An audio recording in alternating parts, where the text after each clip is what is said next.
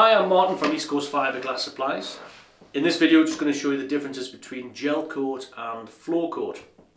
Now most of you may already know that Gelcoat is designed to go into a mould. When you then put the fiberglass on and everything's cured and you take it out of the mould, the Gelcoat is the final finish that you see on the outside, which replicates whatever surface you've got on the mould. Now Gelcoat, when it cures, it remains tacky on the top surface. And that allows for a secure bond of the matting and the resin between the two components. Now, you can't put a gel coat on as an external coating because of that tackiness. Now that tackiness will eventually go away, but will probably attract dust and dirt. However, Flowcoat, that is a gel coat, but it's had 2% wax and styrene added to it. This modifies the product and you can use it as an external coat.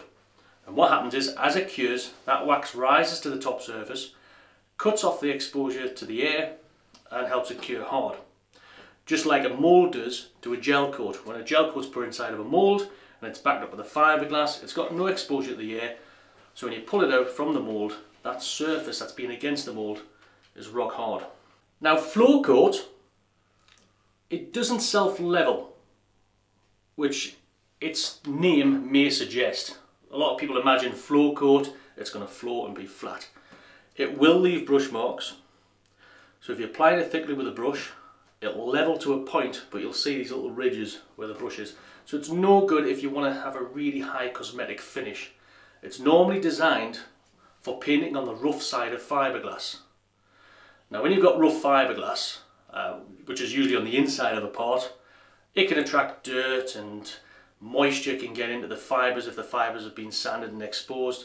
Flowcoat will seal those, so it just gives a good smoother washable surface to the inside of any laminate that you do. So it's ideal for the inside of wings of cars or the inside of boat hulls.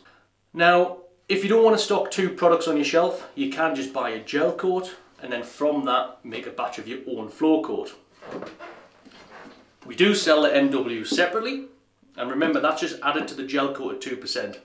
So 20 mils of MW to every kilo or litre of gel coat will convert it to a Flowcoat. You don't have to buy a great big tin like this, we do have smaller bottles as well. It doesn't have to be gel coat used to make a Flowcoat. You could use resin if you want something less viscous. For example, on surfboards, when you do surfboard repairs, you can add 2% wax and styrene to the resin to make what's known as a top coat, or some people call it a hot coat. When you've added the wax into the product, it'll cure without that tackiness. It'll be rock hard and allow you to be able to rub it down and wet and dry and polish it. If you tried that with gel coat, it would take quite a while to get through that tackiness, gumming up your paper each time. So it's a good idea for your last coat to convert a batch to Flowcoat. However, remember, you can't put a Flowcoat on top of a Flowcoat or a top coat on top of a top coat. Now some people may argue with me and say, well, I've done it before. It can be achieved with a very heavy sanding, so preparation is key. But you won't get that chemical bond between the two products, so you're solely relying on that mechanical key that you've given. And after you've done that, everything will probably look okay, and it could last for weeks or even months before you then start to see the product flake off as that Flowcoat's exposed to different temperatures, like cold during the winter months and heat during the summer months. And you'll just start to see the splits develop first, and then it'll start to peel back, and you'll have like kind of like an arid desert effect on there.